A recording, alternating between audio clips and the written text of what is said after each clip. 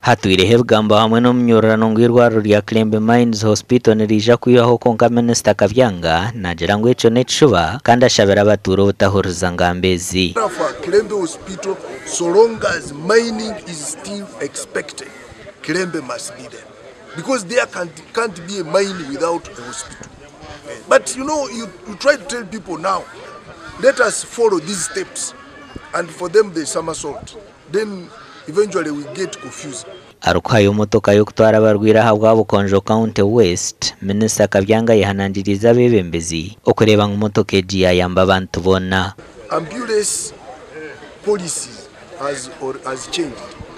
Now all these ambulances are in a pool, a national pool. So this ambulance can be called for service in any part of Uganda. So when it goes there, they shouldn't think our ambulance has been taken. No, it's now a pool. Don't expect a patient in that state to be charged all 10,000, even 10,000, even 5,000. This is a government ambulance. The board and the administrators of the facility should think about the box and see how they can maintain the ambulance without charging the patient.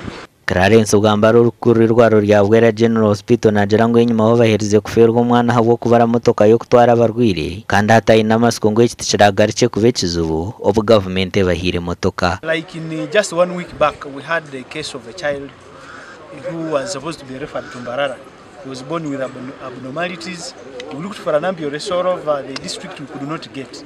What we got here was an ambulance from these other sister institutions. They told us it needed around 800,000 fuel and facilitation for the drivers to take a patient.